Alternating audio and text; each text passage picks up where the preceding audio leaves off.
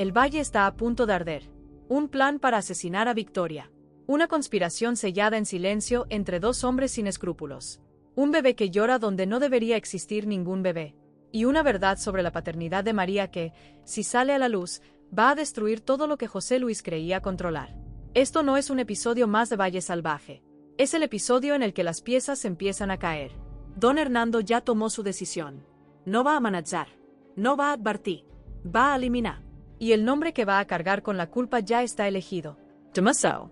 Ese hombre que se atrevió a mirarle a los ojos y decirle que no le tiene miedo. Porque en Valle Salvaje, el miedo es moneda.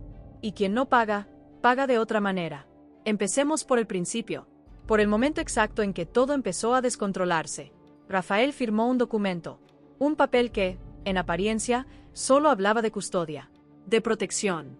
De quien cuidaría a María si algo le pasara a él. Bárbara y Pedrito. Esos eran los nombres que eligió. No el de su padre. No el de José Luis. Y ese detalle, ese gesto aparentemente íntimo, fue la chispa que encendió una guerra familiar que llevaba demasiado tiempo esperando su momento. José Luis encontró el documento. Lo leyó. Y lo que sintió no fue solo rabia. Fue humillación. Porque un hijo que firma un papel así no está tomando una decisión legal. Está declarando algo mucho más profundo. Está diciendo en silencio que su padre no merece ese lugar. Subió a la habitación de Rafael sin llamar. Sin esperar. Con esa autoridad que él considera innegociable. Le exigió explicación. Le recordó su posición. Le habló de Julio, el hombre que según él era el verdadero padre de María. Como si eso fuera suficiente para invalidar todo lo que Rafael sentía, todo lo que Rafael había decidido, pero lo que José Luis no sabe, lo que ninguno en el valle sabe todavía, es que esa premisa está construida sobre una mentira. Rafael escuchó. Y en ese momento, algo cambió en su interior. La verdad que había mantenido enterrada durante tanto tiempo comenzó a presionar desde adentro. Porque si él quisiera defender su decisión de verdad, si quisiera hacer callar a su padre de una vez por todas, tendría un argumento definitivo. Podría decir la verdad, que María es su hija. Pero decir eso no es solo hablar. Es detonar. Es revolver la memoria de Adriana. Es reescribir la historia de todos los que estuvieron presentes antes de su muerte. Es abrir una herida que afecta a personas que no están ahí para defenderse. Rafael se quedó en silencio. Firme, pero en silencio. Y ese silencio vale más que 1000 palabras. Porque es el silencio de alguien que sabe la verdad y todavía no ha decidido cuándo usarla. Le respondió a José Luis con algo que sí podía decir. Le señaló lo evidente. Que Bárbara y Pedrito estaban presentes en la vida de María. Que la cuidaban. Que aparecían. Que hacían lo que un padre debería hacer. La comparación era directa. Y el golpe, calculado. José Luis no supo qué responder. Porque la crítica no era solo sobre el documento. Era sobre él. Sobre su ausencia. Sobre su manera de entender la familia como una estructura de poder en lugar de una red de afecto. Así terminó ese primer encuentro. Sin resolución. Sin acuerdo. Con una grieta más grande que antes. Y mientras eso ocurría dentro de la casa, fuera del valle, otro tipo de guerra se estaba preparando. Don Hernando recibió noticias de sus contactos. Sus hombres habían buscado a don Toribio en Portugal. Y no encontraron nada. Ni rastro. Ni señal. Una desaparición que no era accidental. Era estratégica. Enriqueta, que siempre ha tenido un olfato especial para detectar cuando alguien ha pagado por algo, no tardó en sacar sus conclusiones. El cambio repentino de Toribio respecto a Bernardo no podía explicarse de otra manera. Alguien había intervenido. Alguien había puesto dinero sobre la mesa para que ese hombre cambiara de posición. ¿Quién? Esa era la pregunta que flotaba en el aire. Don Hernando escuchó a Enriqueta con atención. Para él, cada dato era una pieza. Cada detalle, una herramienta. Y esta información, combinada con la amenaza que Dámaso había lanzado contra Enriqueta, terminaba de configurar un escenario que exigía una respuesta contundente. No podía permitir que Dámaso actuara con impunidad. No podía permitir que alguien en su propio valle le hablara a su gente de esa manera y quedara sin consecuencias. Su autoridad no era solo un título. Era algo que se sostenía en el miedo y el respeto. Y ninguno de los dos sobrevive a la impunidad. Fue directo a la casa pequeña. Sin aviso. Sin rodeos. El encuentro entre don Hernando y Dámaso fue uno de esos momentos en que el aire se vuelve denso. Los dos hombres frente a frente. Los dos con algo que demostrar. Y los dos perfectamente conscientes de lo que estaba en juego. Don Hernando exigió explicaciones por la amenaza a Enriqueta. Su tono era el de alguien que espera que el otro retroceda. Que se disculpe. Que agache la cabeza. Dámaso no hizo ninguna de esas cosas. Al contrario. Lo miró. Le respondió con una frialdad que no era indiferencia, sino control. Defendió lo que había hecho. Y luego fue más lejos. Lo llamó ridículo. Lo comparó con alguien que mendiga. Una humillación calculada, lanzada con precisión quirúrgica. Don Hernando no pudo contenerse. La ira que llevaba acumulada estalló en un gesto físico. Lo tomó por la pechera. Lo acercó. Le mostró que estaba dispuesto a cruzar esa línea. Y Dámaso, con una serenidad que resultaba casi perturbadora, le dijo que no le tenía miedo. 4 palabras. 4 palabras que en Valle Salvaje equivalen a una declaración de guerra. Y fue Dámaso quien puso fin al encuentro. Fue él quien le sugirió que se marchara. Ese gesto, aparentemente pequeño, invertía toda la dinámica. Era el que tenía menos poder nominal el que decidía cuándo terminaba la confrontación. Don Hernando se fue. Pero no se fue derrotado. Se fue decidido. Porque lo que ocurrió después, en una conversación a solas con José Luis, reveló la magnitud real de lo que estaba pensando. No se trataba solo de castigar a Dámaso. El plan era más grande, más frío, más irreversible. La idea era eliminar a Victoria y hacer que la responsabilidad cayera sobre Dámaso. 2 problemas resueltos con un solo movimiento. Victoria, a quien consideraban el origen de demasiados conflictos, desaparecería. Y Dámaso, ese hombre incómodo e incontrolable, cargaría con la culpa. José Luis escuchó la propuesta. Y no mostró rechazo. No hubo duda. No hubo hesitación moral. La aceptó con una tranquilidad que decía todo lo que necesitaba decirse sobre quién es realmente ese hombre. La alianza entre ambos ya no era implícita. Era un pacto. Un acuerdo con consecuencias irreversibles. Si este plan se ejecuta, Valle Salvaje nunca será el mismo. Si quieres saber si Victoria sobrevive a lo que se está preparando, si este canal te ha dado episodios que merecieron tu tiempo, este es el momento de suscribirte y activar la campana. Los que no lo hacen, siempre se pierden el capítulo clave. Mientras ese plan oscuro tomaba forma, en otro rincón del valle, Luisa continuaba su propia guerra. Una guerra solitaria. Una guerra que nadie más quería pelear a su lado. Todo había comenzado con un sonido, un llanto de bebé, algo que para cualquier otro hubiera sido una confusión, un error, una coincidencia. Pero para Luisa era una certeza, tan clara como el aire del valle, tan real como el dolor que sentía en el pecho cuando intentaba ignorarlo. Bárbara había intentado frenarla. Al principio con argumentos, después con súplicas. Finalmente le propuso un trato. Irían juntas a la casa de las parteras. Si no encontraban nada, Luisa abandonaría esa idea para siempre. Era un acuerdo razonable. Pero cada una llegó a ese trato con intenciones completamente distintas. Para Bárbara era una forma de cerrar el capítulo. Una manera de demostrarle a Luisa que estaba equivocada, de ayudarla a soltar esa obsesión que la consumía y le impedía avanzar. Para Luisa era una oportunidad. La primera vez que tendría acceso a ese espacio con una excusa legítima. Se presentaron ante Pura con una historia cuidadosamente construida. Querían hablar bien de ellas. Recomendarlas. Ayudarlas a conseguir más trabajo. Pura las escuchó. Y en menos de un minuto supo que algo no cuadraba. Su respuesta fue directa. No necesitaban ayuda. Ya tenían suficiente trabajo. Esa negativa debería haber sido el fin de la visita. Pero Luisa no había ido hasta ahí para escuchar un no. Empezó a moverse por la estancia. Sus ojos recorriendo cada rincón. Sus oídos atentos a cada sonido. No buscaba objetos. Buscaba señales. Pura notó ese comportamiento. Y reaccionó como alguien que tiene algo que proteger. Las echó. Sin contemplaciones. Sin explicaciones. El tono fue brusco. La salida, tensa. Pero justo antes de cruzar la puerta, Luisa hizo algo que pasó casi desapercibido. Dejó caer un papel en un recipiente cercano a la entrada. Un movimiento rápido. Calculado. Casi invisible. Un mensaje. Dirigido probablemente a Petra. Eso cambiaba todo. Ya no era solo una intuición. Era una acción concreta. Luisa no estaba reaccionando. Estaba investigando. Activamente. En secreto. De regreso a casa, el silencio entre las dos mujeres pesaba como piedra. Bárbara habló primero. No con rabia. Con dolor. Le pidió que parara. Le explicó que cada vez que Luisa mencionaba ese tema, algo se abría en ella que no lograba cicatrizar. La muerte de su hermana no era un recuerdo lejano. Era una presencia constante. Y la idea de que la historia no estuviera completa, de que hubiera algo más, le resultaba insoportable. Sus palabras eran sinceras. Urgents. Cargadas de una necesidad de protegerse que Luisa no podía ignorar completamente. Y por un instante, vaciló. Pero fue solo un instante. La convicción que la impulsaba era más fuerte. Había algo que no encajaba, y no podía fingir que no lo sentía. Intento explicarse. Pero las palabras no lograban transmitir esa certeza.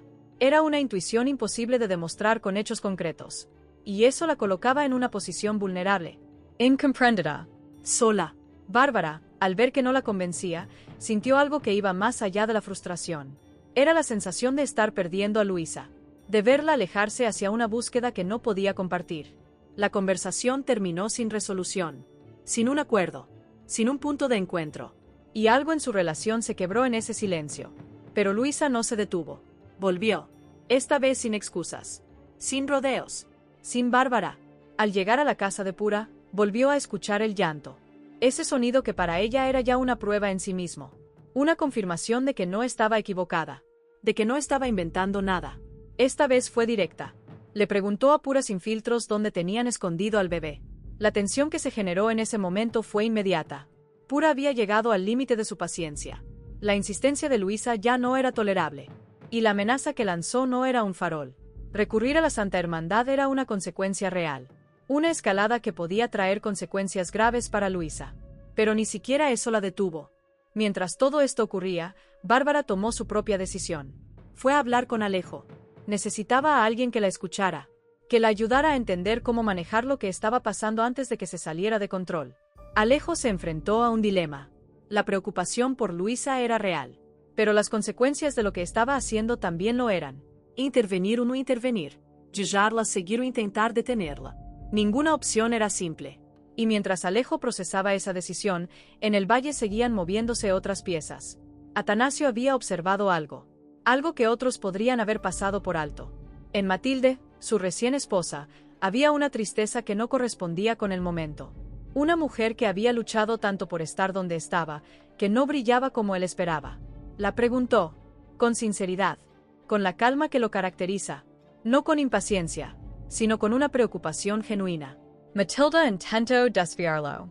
Dijo que todo estaba bien, que no era nada, pero sus ojos decían lo contrario. Atanasio no insistió en ese momento, pero la inquietud quedó instalada en él como una pregunta sin respuesta. Fue en un segundo intento, con más firmeza y más ternura, cuando Matilde finalmente se abrió. Lo que reveló no era un secreto reciente. Era una herida que venía cargando desde mucho antes. Desde su matrimonio con Gaspar. Le confesó que siempre había deseado ser madre, que ese deseo había sido parte de ella durante años, pero que ese matrimonio no había dado frutos, y que con el tiempo, la ausencia de hijos se había convertido en una creencia. Una verdad dolorosa que se había instalado en ella sin confirmación médica, pero con toda la fuerza de una certeza. Creía que no podía concebir. Atanasio la escuchó, sin interrumpir, sin minimizar. Comprendió la magnitud de lo que estaba escuchando. Intentó darle esperanza. Le recordó que nada estaba confirmado definitivamente, que el pasado no necesariamente dictaba el futuro, que cada historia era diferente. Y le reafirmó algo que para él era fundamental, que lo que habían construido juntos no dependía únicamente de eso. Pero Matilde no encontraba consuelo con facilidad.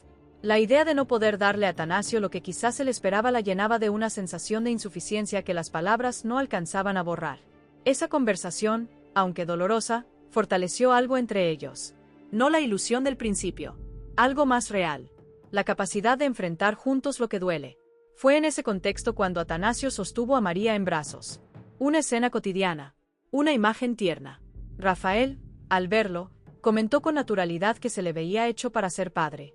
Para Atanasio, quizás fue un elogio. Para Matilde, fue una flecha directa a la herida. Mercedes lo notó, siempre lo nota. Su mirada, entrenada para detectar lo que los demás no dicen, se posó en Matilde con una preocupación que aún no había encontrado palabras. Y mientras tanto, en otra parte del valle, Martín enfrentaba su propio momento de verdad. Había conseguido el perdón de su hermana. Matilde lo había escuchado, lo había comprendido, y había elegido soltar el resentimiento no por debilidad, sino por una fortaleza interior que pocas personas tienen. Martín sintió ese alivio como si le hubieran quitado un peso del pecho. Pero había otra conversación pendiente, una más difícil, una con alguien que no era su hermana. Peppa fue a buscarla con determinación. Sabía que lo que iba a decir podía cambiarlo todo, pero también sabía que seguir ocultándolo sería aún peor. Cuando estuvo frente a ella, no rodeó el tema. Le dijo que tenía que contarle algo. que había algo que ella necesitaba saber. Y confesó, para poder volver al valle, había tenido que traicionar a su propia hermana, no lo había hecho por ambición. No lo había hecho por dinero, lo hizo por volver a su lado, por recuperar lo que sentía que había perdido. Esas palabras no eran una justificación, eran una exposición. Martín no estaba defendiéndose. Estaba mostrando quién era, con sus errores y con sus razones. Peppa escuchó en silencio. Preciso. Y cuando respondió, lo que dijo no fue una condena. Le confesó que si hubiera sabido la verdad desde el principio, las cosas habrían sido diferentes. Que lo había querido profundamente. Que en ese momento estaba dispuesta a hacer cualquier cosa por él. Esas palabras abrían una puerta. Una que quizás ya no era fácil de cruzar, pero que seguía ahí. Y desde la puerta, Francisco observaba. No escuchaba todo, pero sí lo suficiente. Lo suficiente para entender que algo importante acababa de ocurrir entre ellos. La estabilidad que él creía tener con Peppa comenzaba a temblar. En Valle Salvaje, los triángulos emocionales no se resuelven solos. Y este acaba de complicarse. Así el episodio llega a su punto más alto de tensión acumulada. Un plan para matar. Una verdad a punto de explotar. Una obsesión que nadie puede detener. Y relaciones que se reconfiguran en silencio. Todo está conectado. Y la pregunta que queda en el aire es cuándo va a romperse el equilibrio por completo. Porque en Valle Salvaje, el silencio nunca dura. Ahora llegó el momento de lo que realmente importa. Las piezas que nadie está viendo juntas. Las teorías que este episodio deja abiertas y que pueden cambiar todo lo que creemos saber. Teoría 1. Luisa tiene razón. El bebé existe. Todo apunta a que el llanto que Luisa escucha no es una alucinación ni una obsesión sin fundamento. La reacción de Pura no es la de alguien inocente. Es la de alguien que tiene algo que esconder. Nadie que no tenga nada que ocultar echa a alguien de su casa con tanta urgencia y amenaza con la Santa Hermandad. El papel que Luisa dejó en el recipiente antes de salir sugiere que tiene un contacto dentro de esa casa. Si Petra responde ese mensaje, la verdad sobre ese bebé podría salir a la luz de una manera que nadie en el valle está preparado para recibir.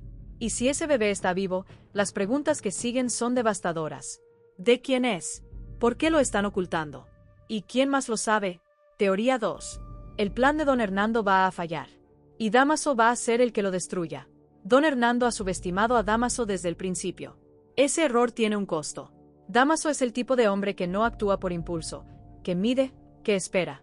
Si don Hernando intenta ejecutar su plan para eliminar a Victoria y culparlo a él, es posible que Dámaso ya esté un paso adelante. Que ya sepa lo que se está tramando. Y que esté preparando una respuesta que nadie espera. La alianza entre don Hernando y José Luis parece sólida. Pero las alianzas construidas sobre miedo y ambición tienen una debilidad fundamental. En cuanto uno de los dos siente que el otro es un riesgo, todo se derrumba. Y en ese derrumbe, Dámaso podría ser el que quede en pie. Teoría 3. Rafael va a revelar que es el padre de María. Y eso va a destruir a José Luis. La presión acumulada sobre Rafael es insostenible. Cada enfrentamiento con su padre lo acerca más al momento en que el silencio ya no será una opción. La firma del documento fue el primer paso. El segundo será la verdad. Y cuando esa verdad salga a la luz, no solo cambiará la dinámica entre padre e hijo, redefinirá la posición de José Luis en el valle. Porque un hombre que ha ejercido su autoridad basándose en una mentira, en una paternidad que en realidad no era lo que él pensaba, pierde el único argumento que tenía. Y en Valle Salvaje, perder el argumento es perder el poder. El valle está al borde. Los secretos ya no caben. Y las decisiones que se tomen en los próximos episodios no tendrán marcha atrás.